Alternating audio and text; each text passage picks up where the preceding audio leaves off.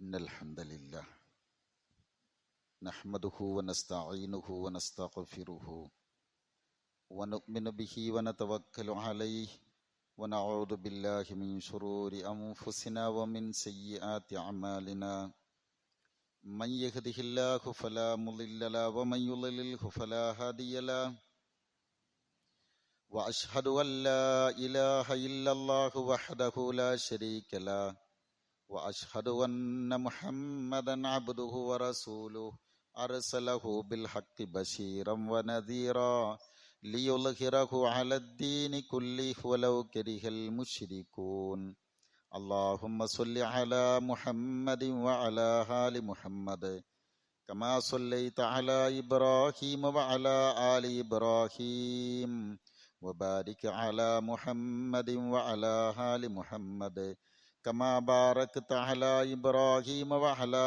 آل إبراهيم إنك حميد مجيد أما بعد فإن خير الكلام كلام الله وخير الحديث كتاب الله وخير الهدي هدي محمد صلى الله عليه وسلم وشر الأمور محدثاتها وكل محدثة بدعة وكل بدعة ضلالة أيها الإخوان والأخوات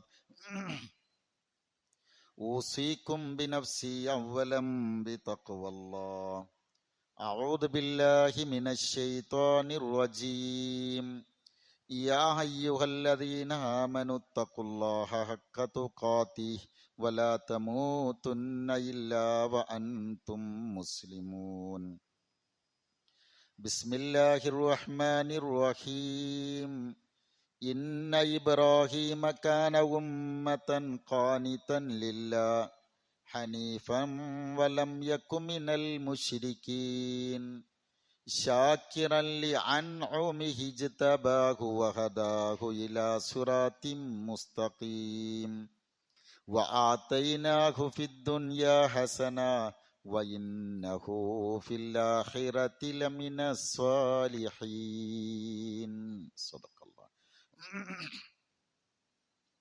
സ്നേഹമുള്ള മുഅ്മിനുകളായ സഹോദര സഹോദരിമാരെ, അല്ലാഹു സുബ്ഹാനഹു വ തആല നമ്മെ ഓരോരുത്തരെയും അനുഗ്രഹിക്കുമാറാവട്ടെ. അള്ളാഹുവിൻ്റെ വിധിവിലക്കുകൾ ഉൾക്കൊണ്ടുകൊണ്ട് ജീവിക്കണമേ എന്ന് ആദ്യമായി ഉണർത്തുകയാണ്, ശക്തമായ ഭാഷയിൽ വസിയ്യത്ത് ചെയ്യുകയാണ്. ഈ വസിയ്യത്ത് ജീവിതത്തിലുടനീളം പ്രാവർത്തികമാക്കി ജീവിക്കാനുള്ള തൗഫീക്ക് തന്ന് അള്ളാഹു നമ്മെ ഓരോരുത്തരെയും തുണക്കുമാറാവട്ടെ. സഹോദരങ്ങളെ, സർവശക്തനായ അള്ളാഹുവിനെ സർവ്വതും സമർപ്പിച്ചുകൊണ്ട് ലോകത്തിൻ്റെ നാനാ ദിക്കുകളിൽ നിന്ന് അള്ളാഹുവിൻ്റെ പൊരുത്തം മാത്രം മനസ്സിൽ കണ്ട് മന്ത്രിച്ചുകൊണ്ട് നമ്മുടെ സഹോദരങ്ങൾ ഹറം ഷരീഫുകളിലേക്ക് ഒഴുകിക്കൊണ്ടിരിക്കുന്ന ഒരു സമയമാണിത്. അവരോടൊപ്പം അള്ളാഹുവിൻ്റെ സാന്നിധ്യമുണ്ടാകുവാൻ, അള്ളാഹുവിൻ്റെ രക്ഷയും കാവലും സമാധാനവും കനിവും അവരെ തഴുകുവാൻ, അവരാഗ്രഹിക്കുന്നതിനേക്കാളും ഭംഗിയായി കർമ്മങ്ങൾ നിർവഹിച്ച് സ്വീകരിക്കപ്പെട്ട ഹജ്ജിന്റെ ഉടമകളായി നാട്ടിലേക്ക് തിരിച്ചെത്തുവാൻ അവർക്കല്ലാഹു എല്ലാവിധത്തിലുള്ള തൗഫീക്കും അതിനുള്ള സാഹചര്യങ്ങളും നൽകി അവരെ തുണക്കുമാറാവട്ടെ. ഹറം ഷരീഫുകളെ, ഉമ്മത്ത് മുസ്ലിമയെ അല്ലാഹു റബ്ബുൽ ഇസ്സത്ത് സകല മുസീബത്തുകളിൽ നിന്നും പ്രയാസങ്ങളിൽ നിന്നും കാത്തുരക്ഷിക്കുമാറാവട്ടെ. സഹോദരങ്ങളെ, ലോകത്തിന് മാതൃകയാവാൻ അള്ളാഹു നിശ്ചയിച്ച മഹൽ വ്യക്തിത്വമാണല്ലോ മഹാനായ ഇബ്രാഹിം അലൈഹിസ്സലാത്തു വസ്സലാം തങ്ങൾ. ആരായിരുന്നു ഇബ്രാഹിം? അവരുടെ ദൗത്യങ്ങൾ എന്തെല്ലാമായിരുന്നു? ഏതൊരു സന്ദേശത്തിലേക്കാണ് അദ്ദേഹം മാനവരെ ക്ഷണിച്ചത്?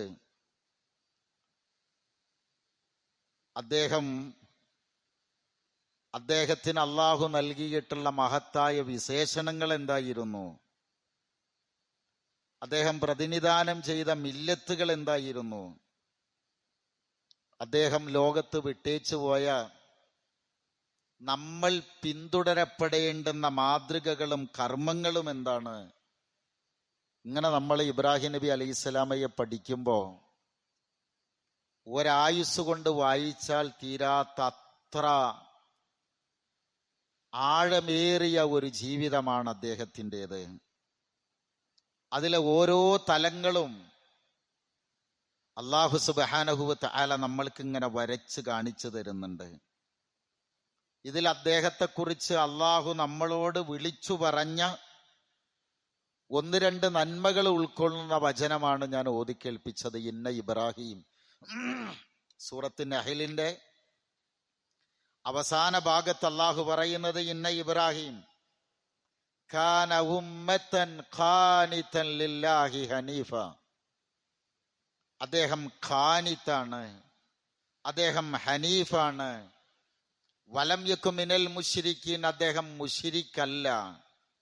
ശാക്കിറൻ ലി അൻഉമിഹി, അദ്ദേഹം അങ്ങേ അറ്റത്തെ ശുക്ർ കാണിക്കുന്നവരാണ്. ഇങ്ങനെ നമ്മൾ എണ്ണുകയാണെങ്കിൽ ഒരുപാട് ഗുണങ്ങൾ നമുക്കിങ്ങനെ വായിച്ചെടുക്കാൻ പറ്റും. ഈ പറഞ്ഞ ഓരോ ഗുണങ്ങളും എത്ര തന്നെ വിശദമായി വിശദീകരിച്ചാലും അതിനൊട്ട് തീരുകയുമില്ല. എന്നിട്ട് അദ്ദേഹത്തെ കുറിച്ച് അല്ലാഹു പറഞ്ഞത് വആതൈനാഹു ഫിദ്ദുനിയാ ഹസന, നമ്മൾ അദ്ദേഹത്തിന് ദുനിയാവിൽ ഹസനത്ത് കൊടുത്തിട്ടുണ്ട്. വഇന്നഹു ഫിൽ ആഖിറതി ലമിന സ്വാലിഹീൻ, അദ്ദേഹം ആഖിറത്തിൽ സ്വാലിഹീങ്ങളുടെ കൂടെയാണ്.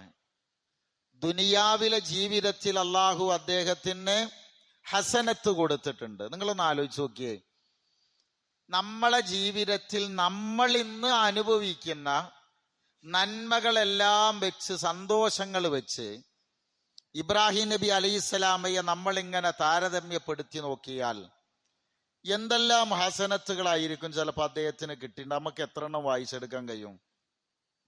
പക്ഷെ അള്ളാഹ് പറഞ്ഞിട്ടുണ്ട് ഹസനത്ത് കൊടുത്തിട്ടുണ്ട് എന്ന് പറഞ്ഞാൽ ഉറപ്പാണ്. ഇവിടെ എത്ര നന്മയാണ് നമുക്ക് എണ്ണാൻ കഴിയുക? ഒരു പ്രയാസങ്ങളുടെ ലോകമാണ് അദ്ദേഹത്തിൽ നിന്ന് നമുക്ക് കാണുക, അല്ലേ? നാട്ടിൽ നിന്ന് അവഗണിക്കപ്പെട്ട, രാജാവിനാൽ നാട്ടുകാരാൽ ക്രൂശിക്കപ്പെട്ട, കുടുംബത്തിൽ നിന്ന് ആട്ടിയോടിക്കപ്പെട്ട, ഉപ്പയിൽ നിന്ന്, ഉപ്പ പറഞ്ഞൊരു വാക്ക്, അതാണ് ക്രൂരമായ വാക്ക്.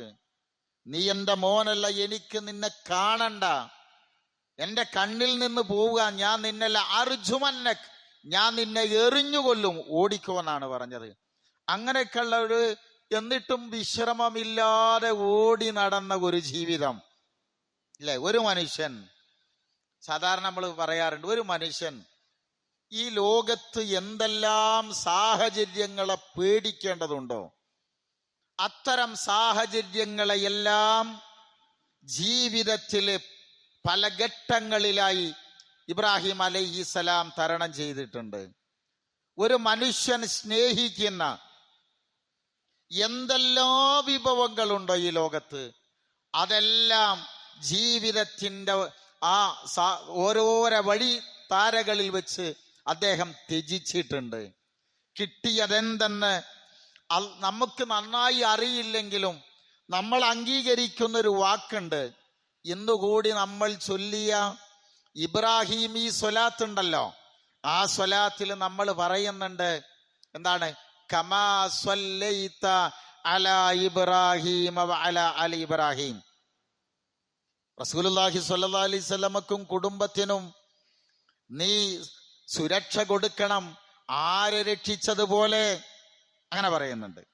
കമാ ബാറക്ത അലാ ഇബ്രാഹിം വ അലാ അലി ഇബ്രാഹിം, ഇവർക്ക് ബർക്കത്ത് കൊടുത്തതുപോലെ അവിടേക്ക് ബർക്കത്ത് കൊടുക്കണേന്നാ ഞാൻ ചുരുക്കി പറയാണ്. നമ്മൾ മനസ്സുകൊണ്ട് അംഗീകരിച്ച് അങ്ങനെ പറയുന്നു. അതിൽ അള്ളാഹു പറഞ്ഞ ഏറ്റവും മഹത്തായ ഒരു വിശേഷണം എന്താ അറിയോ? ശാക്കിറല്ലി അൻഉമിഹി.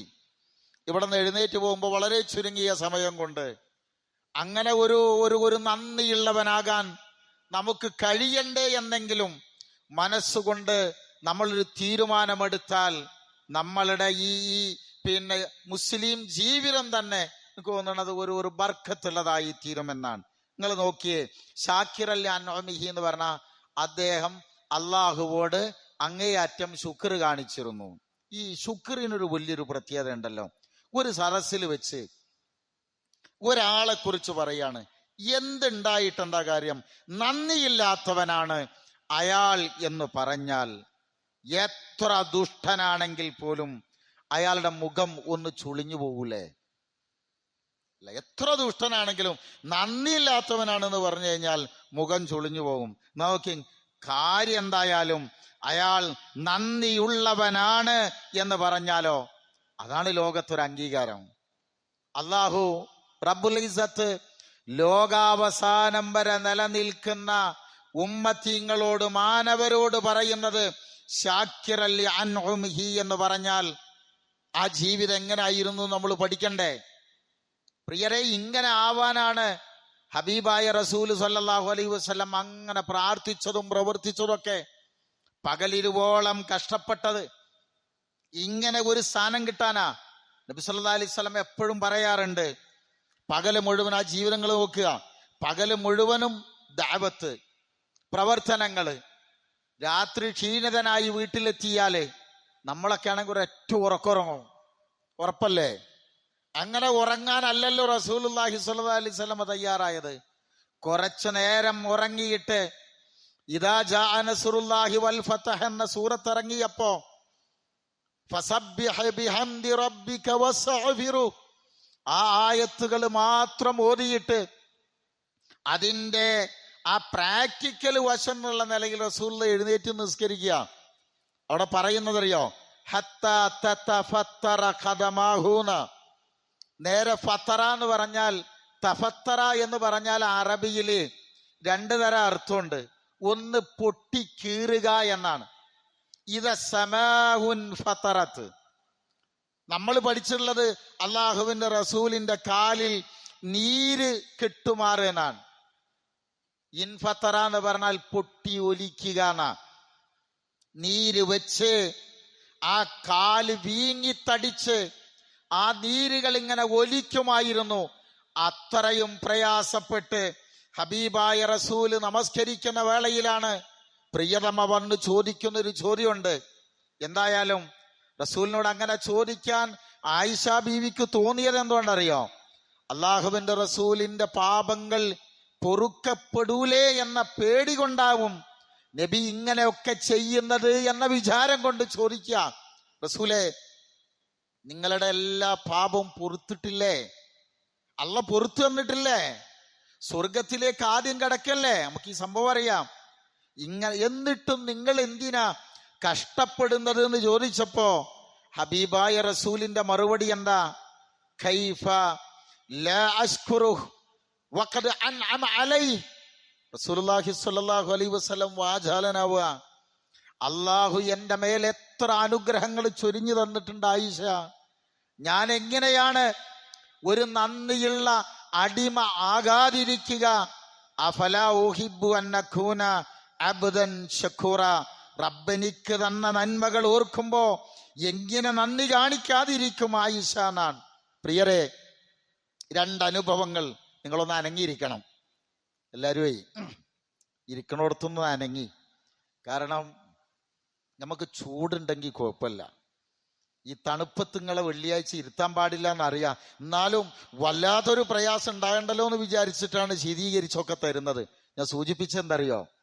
ഇബ്രാഹിം നബി അലൈഹി ഇസ്ലാമക്കാണോ, നബി സല്ലല്ലാഹു അലൈഹി വസല്ലമക്കാണോ, അതോ നമുക്കാണോ ജീവിതത്തിൽ നമ്മൾ എണ്ണുന്ന നിഅമത്തുകൾ വല്ലാതെ കിട്ടിയിട്ടുള്ളത്? ഈ ദുനിയാവിലെ ജീവിതമാണ് ഞാൻ ഉദ്ദേശിച്ചത്. ഒന്ന് എണ്ണി വെക്കുക. ഈ ദുനിയാവ് അങ്ങോട്ട് നന്നായിട്ട് തൃപ്തിയുള്ളതാക്കാൻ ശ്രമിച്ച അപ്പുറത്തുള്ളത് കൂടി ശരിയായി വരും. നോക്കിയേ, നബി സല്ലല്ലാഹു അലൈഹി വസല്ലമ പറയാ, മൻ കാന ആമിനൻ ഫീ സിർബി വമുആഫൻ ഫീ ബദനി വഇൻദഹു ഖൂത യൗമി കഅന്നമാ ഹീസത് ലഹു ദുനിയ വഹദാ ഫീരിഹാ. ഒരാൾക്ക് കയറി കിടക്കാൻ ഒരു കൂര, നിർഭയനായി ആ കൂരയിൽ ഉറങ്ങാൻ കഴിയുക, ശരീരത്തിൽ മാരകമായ പറയത്തക്ക വലിയ അസുഖങ്ങളൊന്നുമില്ല. ചെറിയ അസുഖങ്ങൾ ഉണ്ടാവും, കാരണം 60 വയസ്സായാൽ 60 വർഷം ഓടിയ വാഹനാണത്. അതിൻ്റെതായ തേയ്മാനങ്ങൾ ഉണ്ടാവും, അതിന് അസുഖമായി കണക്കാക്കാൻ കഴിയില്ല. മാരകമായ അസുഖങ്ങളൊന്നുമില്ല, അൽഹംദുലില്ലാ. ഇന്നത്തെ ഭക്ഷണം സ്വന്തമായി കയ്യിലുണ്ടെങ്കിൽ ഈ ദുനിയാവ് മനുഷ്യന് തീരെഴുതി കിട്ടിയതുപോലെയാണെന്ന്. ദുനിയാവ് തീരെഴുതി കിട്ടിയതുപോലെയാണ്. വേൾഡ് എക്കണോമിക് ഫോറത്തിന്റെ കണക്കനുസരിച്ച് സ്വന്തം വീട്ടിന്റെയും ആശ്രിതരുടെയും അന്നന്നത്തെ അത്യാവശ്യത്തിനുള്ള ചെലവിന് വേണ്ടുന്ന ക്യാഷ് ഇന്നത്തെ നാളത്തെ ഇനി വലിയ തകരാറുകളൊന്നുമില്ലാതെ ഒരു കൊല്ലം വരെ അങ്ങനെ പോകാൻ കഴിയുന്ന ആളുകൾ ലോകത്ത് ആകെ 24% മാത്രമാണ്. 76% അങ്ങനെ ഒരു സൗകര്യവും ഇല്ല. ഇനി എനിക്ക് സാമ്പത്തികമായി അത്രയൊന്നും പേടിക്കാനില്ല എന്ന് പറയാൻ കഴിയുന്നവർ ലോകത്താകെ 8% മാത്രമേ ഉള്ളൂ. ഒരു ഭാഗത്ത് യുദ്ധത്തിന്റെ ഭീതിയിൽ കഴിയുന്നവർ. നമ്മൾ ശരിക്കും ആലോചിച്ച് നോക്കി, ഈ ഫലസ്തീനിലൊക്കെ ഉള്ള മനുഷ്യന്മാരുടെ ഒരു അവസ്ഥകള്, റോഹിംഗ്യൻ മുസ്ലിമീങ്ങളുടെ അവസ്ഥകള്. അല്ലാഹു സുബ്ഹാനഹു വ തആല നമ്മുടെ സഹോദരങ്ങളെ എല്ലാവരെയും സകല മുസീബത്തുകളിൽ നിന്നും കാത്തുരക്ഷിക്കുമാറാവട്ടെ. ആരൊക്കെ പറഞ്ഞിട്ടും എന്തെല്ലാം ചെയ്തിട്ടൊക്കെ എത്ര എണ്ണത്തിന് ഇങ്ങനെ കൊന്നൊടുക്കുക. യുദ്ധഭീതിയിൽ കഴിയുന്ന ആളുകള്, അല്ലെ, പ്രകൃതിക്ഷോഭങ്ങളിൽ പേടിക്കുന്നവര്, ഇങ്ങനെയുള്ളവരിൽ നിന്നൊക്കെ അള്ളാഹുവിന്റെ മഹത്തായ ഫളിലിനാൽ നമ്മൾ ഈ 24% പെടുവോ? നമ്മൾ 8% വരുമോ? ഒന്ന് കണക്കൂട്ടി നോക്കിയാണ്. സൂറത്ത് ഇബ്രാഹിമിൽ തന്നെ അള്ളാഹു ഭൗതിക അനുഗ്രഹങ്ങളെ പരിചയപ്പെടുത്തിക്കൊണ്ട് ചോദിക്കുന്നൊരു ചോദ്യമുണ്ട്.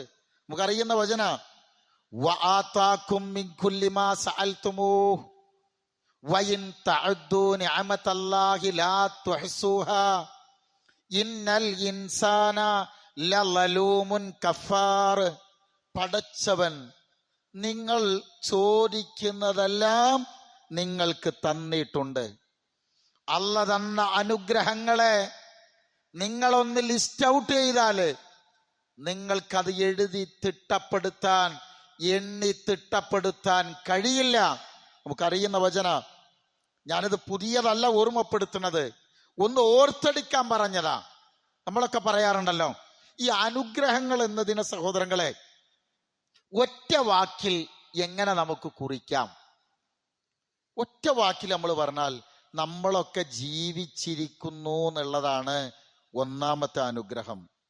ഇന്നലെ കിടന്ന കിടക്കപ്പായില് രാവിലെ പുലർച്ചയ്ക്ക് നമ്മൾ ഉണരുന്ന സമയത്ത് അങ്ങനെ ഉണർന്നിട്ടില്ലായിരുന്നുവെങ്കിൽ എന്താപ്പം നമ്മൾ ഈ നേരം കൊണ്ട് നമ്മൾ എവിടെയാ? ഈ സങ്കടം ഒന്നുമില്ലല്ലോ, നമ്മൾ എവിടെ ഉണ്ടാകുക? ഓക്കെ. രണ്ടാമത്, നമ്മൾ എങ്ങനെ ജീവിച്ചു എന്നറിയോ? പറയത്തക്ക നമ്മുടെ പാർട്സുകൾക്കൊന്നും യാതൊരു കേടുമില്ലാതെ കണ്ണിന്റെ കാഴ്ച അതേപോലെ, അല്ലേ? ഓരോന്നും എല്ലാം എണ്ണേണ്ട ആവശ്യമില്ലല്ലോ. എല്ലാം എന്തിനാ കേട്? ചെറിയ കേടൊക്കെ വേണം. എന്നാലും അത്ര പെർഫെക്റ്റ് ആയിട്ട് എഴുന്നേറ്റത് കൊണ്ടല്ലേ വിഷമം തോന്നുന്നത്. ഏതെങ്കിലും ഒരു അവയവത്തിന് എന്തെങ്കിലും ഒരു കുഴപ്പമുണ്ടായിരുന്നു എന്നുണ്ടെങ്കിൽ ആരുടെയും കുറ്റം പറയാൻ നമുക്ക് നേരം ഉണ്ടാകുമോ? പരാതി പറയാൻ നേരം ഉണ്ടാവുമോ? ഇല്ലല്ലോ. സമ്പൂർണമായി പൂർണ്ണ ഫിറ്റായി നിൽക്കുന്നു എന്നതല്ലേ. വൈൻ തഅദു നിഅമത്തല്ലാഹ്, നമ്മുടെ ശരീരത്തില് 37 ട്രില്യൺ കോശങ്ങളുണ്ട്. വെച്ചാൽ നമുക്കൊക്കെ അറിയുന്നത് പോലെ 37 ലക്ഷം കോടി കോശങ്ങൾ. 37 ലക്ഷം കോടി കോശങ്ങൾ. ഓരോ കോശങ്ങളിലേക്കും അതിന്റെ സർക്കുലേഷൻ, ബ്ലഡ് സർക്കുലേഷൻ കൃത്യമായി നടക്കുന്നത് കൊണ്ടല്ലേ നിൽക്കുന്നത്. അപ്പൊ എത്ര വർക്ക് അവിടെ നടക്കണം. എവിടെ കയ്യും കാലും അനങ്ങാൻ, തലച്ചോറിലേക്ക് ആ കോശങ്ങൾ എവിടെയെങ്കിലും മരവിപ്പ് വന്ന നമ്മുടെ മെമ്മറി പോയില്ലേ. കണ്ണിന്റെ, കാലിന്റെ ഓരോന്നെടുത്തു നോക്ക്. ഹൃദയത്തിലേക്കുള്ള പമ്പിങ്, അതിൽ നിന്നുള്ള പമ്പിങ്, ആ കോശങ്ങളുടെ ജീവൻ നഷ്ടപ്പെട്ട നമ്മുടെ പരിപാടി തന്നെ കഴിഞ്ഞില്ലേ. എത്ര അനുഗ്രഹങ്ങളാണ് നമ്മൾ നിമിഷ നേരം കൊണ്ട് അനുഭവിച്ചുകൊണ്ടിരിക്കുന്നത്. പലപ്പോഴും നമുക്കൊക്കെ പരാതികൾ ഉണ്ടാവും, കിട്ടിയില്ലാന്നുണ്ടാവും. ഒരാള് ഞങ്ങൾക്ക് പറഞ്ഞു തന്നിട്ടുണ്ട്. ഒരു മഹാനായ പണ്ഡിതന്റെ അടുക്കല് ഒരാൾ വന്നിട്ട് ചോദിക്കുകയാണ്, എൻ്റെ കയ്യിൽ ഒന്നുമില്ല, എനിക്കൊന്നുമില്ല, എന്തേലും തരണം എന്ന് വെച്ചു. അപ്പൊ അയാള് നല്ല ആരോഗ്യമാനാ, മുഖത്തിങ്ങനെ നോക്കിയിട്ട് ചോദിച്ചേ, 1 കോടി രൂപ തരാം, എൻ്റെ കണ്ണ് എനിക്ക് തരുമോന്ന് ചോദിച്ചു. അപ്പൊ ഇയാളിങ്ങനെ മുഖത്തേക്ക് ഇങ്ങനെ നോക്കി. അങ്ങനെ ഓരോ അവയവങ്ങളും ഇത്ര തരാം അത്ര തരാന്ന് പറഞ്ഞു. എന്തെന്നെ കളിയാക്കണമെന്ന് ചോദിച്ചു. അല്ല, ഒന്നുമില്ല എന്ന് പറഞ്ഞപ്പോ എത്ര കോടി, എത്ര ലക്ഷങ്ങളുടെ മുതലുമായിട്ടാണ് ഞാനുങ്ങളും നടക്കുന്നതെന്ന് ശരിക്കും ഇങ്ങനെ ആലോചിച്ച് നോക്കിയേ. അലം തറ അന്നല്ലാഹ സഖറ ലക്കും മാ ഫിസ് സമാവാതി വൽ അർദ് വഅസ്ബഅ അലൈക്കും നിഅമഹു ലാഹിറതൻ വബാത്തിന. പ്രത്യക്ഷവും പരോക്ഷവുമായ എണ്ണിയാലൊടുങ്ങാത്ത അനുഗ്രഹങ്ങളെ കൊണ്ട് അള്ളാഹു നമ്മളെ പൊതിഞ്ഞിട്ടില്ലേ. ഞാൻ നീട്ടി പറയല്ല, ഒന്ന് നമ്മൾ ആലോചിക്കാൻ പറഞ്ഞതാ.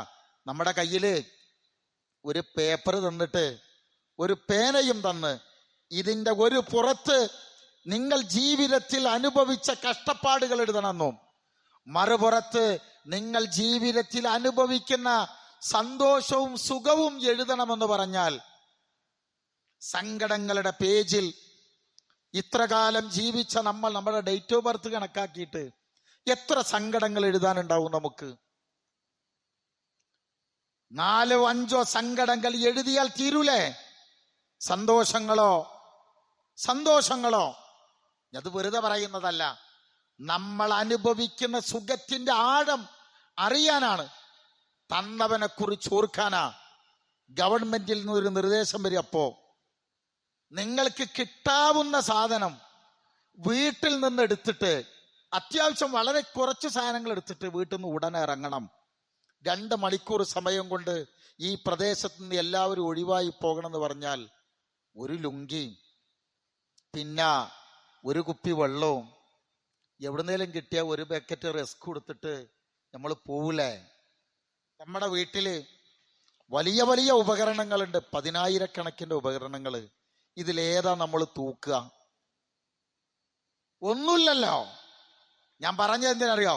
ബാക്കിയെല്ലാം ജീവിതത്തിന്റെ ശീതളിമയാണ്. അത്യാവശ്യം എന്ന് പറഞ്ഞത് തന്നെ നമ്മുടെ ജീവിതത്തിൽ നമ്മൾ എഴുതുന്ന 3 വാക്കുകളുണ്ട്: ആവശ്യം, അത്യാവശ്യം, അവശ്യം. ഇതൊന്നും ഇങ്ങനെ ലിസ്റ്റ് ഔട്ട് ചെയ്ത് നോക്കി. നമുക്കിന്ന് അത്യാവശ്യമുള്ളതാണോ അതോ ആവശ്യമുള്ളതാണോ? ആവശ്യമുള്ളത് എത്ര ഉണ്ടെന്നുള്ളത് നോക്കുന്നുണ്ട്.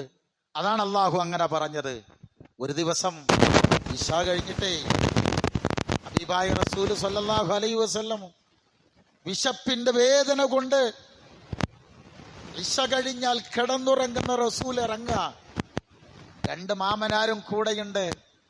അവരും വഴിയിൽ നിന്ന് കാണുക. എന്താ കാരണം? 3 പേരും ഭക്ഷണം ചോദിച്ചാ പോകുന്നത്. പ്രിയരെ, ഈ ആയുസ്സിനിടയ്ക്ക് ഈ പുതിയ തലമുറയോട് ഒന്നുകൂടി ചോദിക്കുക, ആരുടെയെങ്കിലും വീട്ടിന്റെ പടിക്കൽ ചെന്ന് ഒരു നേരത്തെ ഭക്ഷണം തരണേ എന്ന് പറയേണ്ടുന്ന ഏതെങ്കിലും ഒരു അനുഭവം നമ്മുടെയൊക്കെ ആളുകളുടെ ജീവിതത്തിൽ എത്ര ഉണ്ടായിട്ടുണ്ട്? ഒന്ന് ശരിക്കും ആലോചിച്ചു നോക്കണം. 2000-ന് മുമ്പും 2000-ന് ശേഷവും ജനിച്ച ആളുകൾ ഒന്ന് ആലോചിച്ചു നോക്കുക. 70കളിലും 80കളിലൊക്കെ ജനിച്ച ആളുകള് ജീവിതത്തിൽ നമ്മൾ അനുഭവിച്ച ഒരുപാട് കഷ്ടപ്പാടുകൾ ഉണ്ടാകാം. പക്ഷേ ഇന്ന് നമ്മൾ അനുഭവിക്കുന്ന സുഖമോ? നമുക്കിത് രണ്ടും അറിയും. പുതിയ തലമുറക്ക് ഒരു പക്ഷേ സുഖം മാത്രമേ അറിയുള്ളൂ. ഇരിക്കും നോക്കാം, ഇല്ലാത്ത ഒരു കാലവും ഉള്ള ഒരു കാലവും ശരിക്കും അനുഭവിച്ച ഒരു, എനിക്ക് തോന്നുന്നത് ഏറ്റവും നല്ല ഒരു തലമുറയാണ് നമ്മൾ ഈ ഒരു പീരീഡ് എന്നാ. ഇല്ലാത്തത് എന്താണെന്നറിയാം, ഉള്ളത് എന്താണെന്നറിയാം. നിങ്ങള് ഫോൺ എന്ന് പറയുന്ന ഒരു സാധനം ചിലപ്പോൾ നമ്മൾ കണ്ടിട്ടുണ്ടാവോ? നമ്മുടെ വീടിന്റെ മുറ്റത്ത് ഇന്ന് ലക്ഷങ്ങൾ വില പിടിപ്പുള്ള വാഹനങ്ങളുണ്ട്. നമ്മൾ തന്നെ ഉപയോഗിക്കുന്ന ഫോണിന്റെ വില നിങ്ങൾ നോക്കി. നമുക്ക് 2 ഫോണ്, നമ്മുടെ ഭാര്യക്ക് ഫോണ്, മക്കൾക്ക് ഫോണ്, അല്ലേ? എത്ര എണ്ണ ഒരു ഫോണ് കാണാൻ നമുക്ക് കിട്ടിയിട്ടുണ്ടാവോ? ഏതെങ്കിലും ഒരു വലിയ വീട്ടിൽ ലാൻഡ് ഫോൺ ഉണ്ടാവും. എല്ലാ വിളിയും ഒക്കെ ആ വീട്ടിലേക്കാ. ഇന്ന് ആ രൂപത്തിൽ നിന്ന് എത്ര മാറി. 90കളിലൊക്കെ നടന്ന കല്യാണങ്ങൾ സങ്കല്പിക്കുക. നമ്മുടെ വീട്, അത് ഞാൻ നീട്ടിപ്പറയല്ല, ഓരോന്ന് എടുത്തു നോക്കിയിട്ട് 1990 ഞാൻ നിസ്കരിച്ച അതേ നിസ്കാരം തന്നെ ഇന്നും ഉണ്ടത്. അല്ലെ, അന്ന് സമയം കിട്ടിയ 5 വക്ത് നിസ്കരിക്കും. എപ്പോഴേലും ഒഴിവ് കിട്ടിയ സുന്നത്ത് മനസ്സമാധാനം ഉണ്ടെങ്കിൽ ചെയ്യും, അല്ലെങ്കിൽ സുന്നത്തുമില്ല. ആ 90ലുള്ള ഞാൻ അല്ലല്ലോ ഇന്ന്. ഞാൻ ജീവിതത്തിൽ എത്ര മാറ്റം വന്നു. ഇതൊക്കെ കുറെ കാലം അനുഭവിക്കാൻ സൗഭാഗ്യം അല്ലാഹു തരും എന്ന് നമുക്ക് വിചാരിക്കാൻ പറ്റുമോ? അള്ളാന്റെ റസൂല് കാലിൽ നിന്ന് നീരിങ്ങനെ പൊട്ടി ഒഴുകുമാറ് നിസ്കരിച്ചു എന്ന് പറയുന്ന പഠിക്കുന്ന നമ്മള് അതേ വാക്ക് അഫലാ ഉഹിബ്ബു അൻ അകൂന അബ്ദൻ ശക്കൂറ എന്ന് നമ്മളിലേക്ക് ചേർത്തി വെച്ചാൽ നമ്മൾ എങ്ങനെയാണ് അതിനെ കാണാൻ കഴിയുക? എനിക്കൊക്കെ തോന്നുന്നത് സഹാബത്തിന്റെ ഒക്കെ ജീവിതം നമ്മൾ പരിശോധിക്കുമ്പോ സഹാബത്ത് കണ്ട സ്വർഗീയ ആനന്ദമായിരിക്കും ഒരു പക്ഷെ ഇന്ന് നമ്മുടെ വീടെന്ന് പറയുന്നത്. ഞാൻ കുറ്റം പറയാനല്ല അത് പറഞ്ഞത്. പലതൊക്കെ അനുഭവിക്കുമ്പോ ഇത്ര എനിക്കായില്ലല്ലോ എന്ന ഒരു ചിന്തയെങ്കിലും പ്രിയരെ നമുക്കുണ്ടാവണം. അള്ളാഹു നമ്മളെ അനുഗ്രഹിച്ചില്ലേ, ഹിദായത്ത് തന്ന് അനുഗ്രഹിച്ചില്ലേ. ഹിദായത്ത് അതാണല്ലോ ഒന്നാമത്തെ അനുഗ്രഹം. ഹിദായത്ത് തന്നില്ലേ, തൗഹീദ് തന്നില്ലേ, കേൾക്കാനും പഠിക്കാനും സൗഭാഗ്യം തന്നില്ലേ. എന്താ തരാത്തത്? എന്താ ഉണ്ടായത് എന്നുകൂടി ആലോചിക്കുക. അതുകൊണ്ട് ശുക്റുള്ള അടിമകളാകാൻ അള്ള കൽപ്പിച്ചു. നിരന്തരം പ്രവാചകന്മാരതിന് ശ്രമിച്ചു. നമ്മൾ എന്ത് ചെയ്യണം? നമ്മൾ നമ്മുടെ ഉപ്പാന്റെ വഴി പിന്തുടരണം. ഫത്തബിഉ മില്ലത അബീകും ഇബ്രാഹിം. നിങ്ങളുടെ ഉപ്പയുടെ മാർഗം നിങ്ങൾ പിന്തുടരുക. ആ മാർഗത്തിന്റെ ഏറ്റവും വലിയ പ്രത്യേകത എന്ന് വെച്ചാൽ 3 അവയവങ്ങൾ കൊണ്ട് നമ്മൾ അള്ളാഹ്ക്ക് ശുക്ർ ചെയ്യണം. ഒന്ന് നമ്മുടെ ഖൽബ്, ഒന്ന് നമ്മുടെ ലിസാന്, ഒന്ന് നമ്മളുടെ ജവാരിഹുകൾ, മനസ്സുകൊണ്ട്, നാവ് കൊണ്ട്, നമ്മുടെ ശരീരത്തിന്റെ അവയവങ്ങൾ കൊണ്ട് എങ്ങനെ ചെയ്യണം എന്നുള്ളത് നിങ്ങൾക്കറിയും. ഞാനൊരു വാക്കുകൂടി പറഞ്ഞു തരികയാണ്. മഹാന്മാരായ ഉലമാ അതിനെക്കുറിച്ച് പറഞ്ഞത് എങ്ങനെ അറിയാമോ? നമുക്ക് കിട്ടിയതിനെ കുറിച്ച് നിരന്തരം ആലോചിച്ചു കൊണ്ടിരിക്കുക. എങ്ങനെ? നമ്മൾക്ക് കിട്ടിയതിനെ കുറിച്ച് നിരന്തരം ആലോചിച്ചു കൊണ്ടിരിക്കുക. ബയാൻ ചെയ്യുന്നില്ല, ഇത് കിട്ടിയിട്ടില്ലായിരുന്നുവെങ്കിൽ എന്ന് ഇടക്കിടക്ക് ചിന്തിക്കുക. ഇത് കിട്ടിയിട്ടില്ലായിരുന്നുവെങ്കിൽ എന്ന് ഇടക്കിടക്ക് ചിന്തിക്കുക. കിട്ടിയതെല്ലാം ഞാൻ അർഹിച്ച് കിട്ടിയതാണ് എന്ന് തെറ്റിദ്ധരിക്കാതിരിക്കുക. ഇങ്ങനെ കിട്ടിയതെന്തും ഞാൻ അർഹിച്ച് കിട്ടിയതാണ് എന്ന് തെറ്റിദ്ധരിക്കാതിരിക്കുക. അടുത്തതാണ് പ്രധാനം. കിട്ടിയതൊന്നും തന്നവന് തിരിച്ചെടുക്കാൻ, കിട്ടിയതിനെയെല്ലാം തന്നവന് തിരിച്ചെടുക്കാൻ കഴിവുണ്ടെന്ന ബോധ്യം മനസ്സിലെപ്പോഴും ഉണ്ടാവുക. കിട്ടിയതൊന്നും തന്നവനെതിരെ ഉപയോഗിക്കാതിരിക്കുക. ഇത്തരം സംഗതികൾ കിട്ടാത്തവരിലേക്ക് ഇടക്കിടക്കൊന്ന് നോക്കുക. അങ്ങനെ നോക്കുമ്പോഴാണ് ഖൗലിയായ വാചികമായ ദിക്റുകൾ വർദ്ധിപ്പിക്കുക. അതേപോലെ തന്നെ അമലിയായ ദിക്റുകളും വർദ്ധിപ്പിക്കുക. എങ്കിൽ അള്ളാഹുവിന്റെ അടുക്കൽ ഉന്നതമായ സ്ഥാനം നേടിയെടുക്കാൻ നമുക്ക് സാധിക്കും. നമ്മൾ പ്രാർത്ഥിച്ചു കൊണ്ടിരിക്കണം, നന്ദിയുള്ള അടിമയാക്കി എന്നെ മാറ്റേണമേ എന്ന്. അള്ളാഹു അത്തരത്തിലുള്ള നല്ലവരുടെ കൂട്ടത്തിൽ ഉൾപ്പെടാൻ നമുക്ക് ഓരോരുത്തർക്കും തൗഫീക്ക് തന്ന് നമ്മെ ഓരോരുത്തരെയും മാറാവട്ടെ.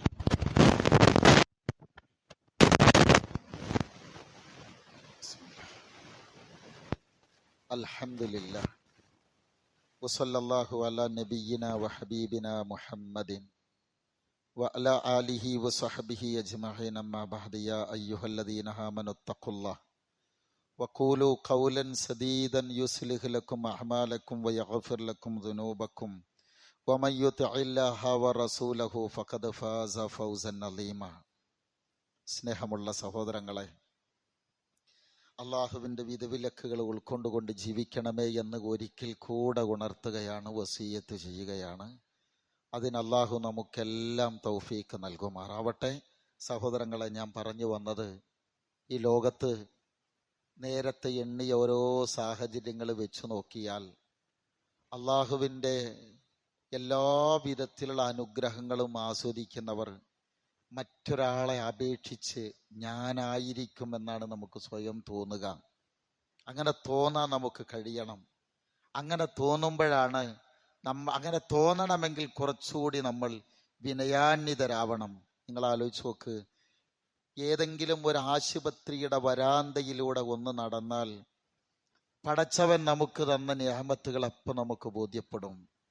വേദനകളില്ലാത്തൊരു ജീവിതം. ഇപ്പോഴും നമ്മുടെ ഒരു സഹോദരൻ ഇന്നും നമ്മളോട് പ്രാർത്ഥിക്കാൻ ആവശ്യപ്പെട്ട് നമ്മുടെ കൂട്ടത്തിൽ ഒരാളാണ്. ചെന്ന് കാണുമ്പോൾ അസഹ്യമായ വേദനകളാണ്.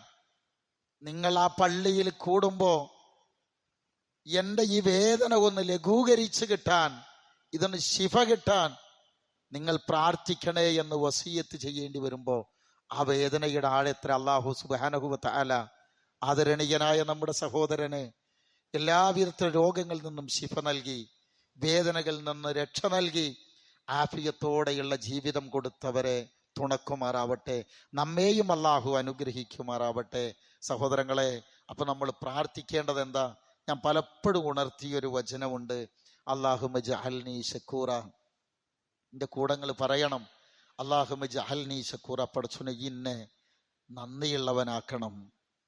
അല്ലാഹുമ്മ ജഅൽനി സബൂറ. നീ എന്നെ ക്ഷമാലുക്കളിൽ പെടുത്തണം. ക്ഷമ ഉണ്ടെങ്കിലേ ശുക്ർ ഉണ്ടാവുള്ളൂ ട്ടാ. അല്ലാഹുമ്മ ജഅൽനി ഫി ഐനയ്യ സഈറ. എൻ്റെ കണ്ണിൽ എന്നെ നീ ചെറിയവനാക്കണം. അല്ലാഹുമ്മ ജഅൽനി ഫി അഅ്യുനി നാസി കബീറ. ജനങ്ങളുടെ കണ്ണിൽ എന്നെ വലിയവനാക്കണം. മറ്റുള്ളവരുടെ കണ്ണിൽ എന്നെ വലിയവനും എൻ്റെ കണ്ണിൽ എന്നെ ചെറിയവനുമാക്കണം.